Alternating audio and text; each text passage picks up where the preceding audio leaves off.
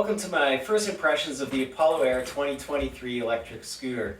Because this is being sold first in Canada and because I was a pre-order on this, I figured I'm probably one of the first to be using this out on the road. So I thought I'd give you my early impressions on it, what I'm liking so far, things I'm concerned about, and why I think this is an excellent scooter at the moment. So just a little bit of background where I came from. This is my second ever electric scooter. My first one was a very cheapy Costco buy from a company that's no longer in business called Gen 3. It was hard wheels and small and slow. It was a great start to get into electric scooters for me.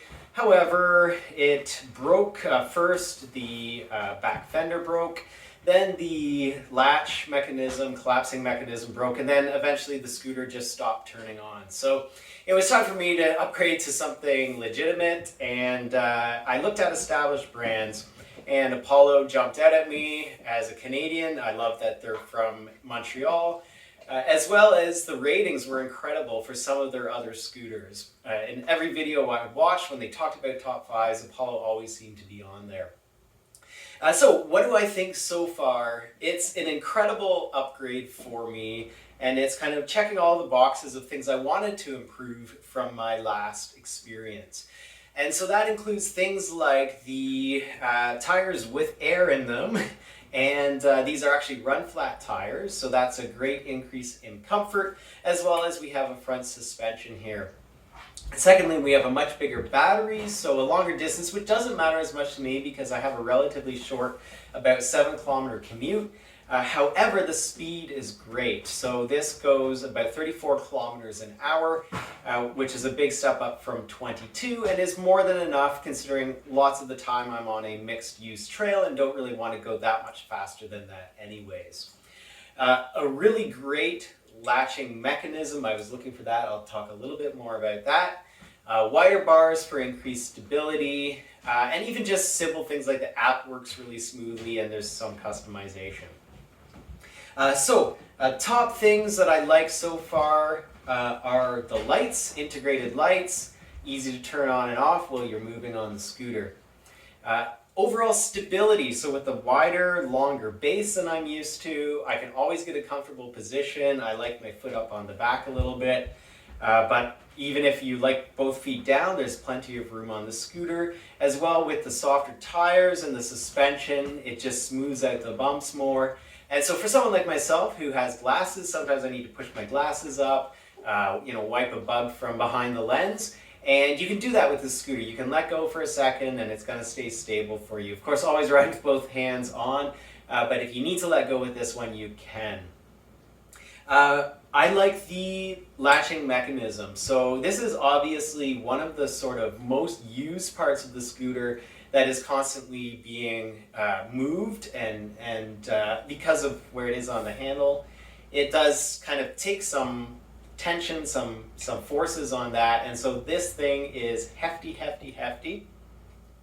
and very simple to use to collapse it very quickly. It also has this little retaining latch here, which just makes great sense for how it collapses. You don't end up having to have some extra piece on the fender that's going to get in the way of your foot. So really well thought out design. You can tell that they've done many other scooters before and have sort of learned about those tiny little nuances like not putting a latch on the rear fender. The weight is something though to keep aware of, because as you do go in the bumps, I mean, the scooter does go into the divot because of the weight of it. Now again, it's smoothed out by the wheels and it's smoothed out by the suspension, but you do go down into those bumps. And because it is an integrated bar, you do get a little bit of a bounce on the handlebars. However, for the battery that you get for that and the comfort and the stability, that weight is very well worth it. And again, the comfort is way better than anything you get with a hard wheel or with no suspension. Wider bars are great for stability. It is taking me a little bit to get used to in terms of, as I said, I'm on a multi-use path, and so maneuvering past people, I don't like to be uncomfortably close to people. I slow down when I'm passing. I try to move over. But if there are two people that I'm passing, I just have to be aware that that bar is a little bit wider. There's a great bell, again, on the path. I need a nice loud bell because people have their headphones in and they don't necessarily hear a quiet bell. I like to ring from quite a distance to alert them nice and early. So great bell on this. And then lastly, one of my really favorite upgrades with this model is the regenerative braking. So the paddle on your right does your throttle, left does your regenerative braking. You can set up how sort of touchy that regenerative brake is. I just turn it all the way up because I love that brake. It's just really nice and smooth, and if you're defensive driving as I do and you start braking early, it's all you need. You don't need to even use the handbrake, and it just gives you this really nice smooth braking sensation, and you know you're recharging your battery a little bit. So I just love that. It's honestly something I use so much all the time on every ride that it's absolutely worth going to a model like this that has it for me. So those are a lot of the things I love. So as you can tell, easy to tell why I rate this highly, because pretty much every bit of it is an upgrade on what I've had. And the price point. So because I got on the pre-order, total taxes in, delivery, everything, plus some upgrades of a phone holder, and a toolbox, it came to just over 1,200 Canadian for me, which is phenomenal price when you look at sort of what you get in comparators. You don't get that total suite of sort of features that I just went through, or you're going to sacrifice in things like speed and distance. And so I think I'm getting a lot of bang for the buck here. What are things that I am sort of worried about or cautious or wanting to watch over the long term as I use this? The first is this rear fender. It's plastic. Now it is a very large amount of plastic and it has sort of a supportive side mount here. However, I'm curious to see how that's going to take sort of abuse over time, my foot on it. I think it's going to be okay. Just, you know, by pulling on it, you can tell it's sturdy where you're going to have the most weight on it. It's looser where you shouldn't really be bumping it. However, always worried about plastic on long use sort of commuting things.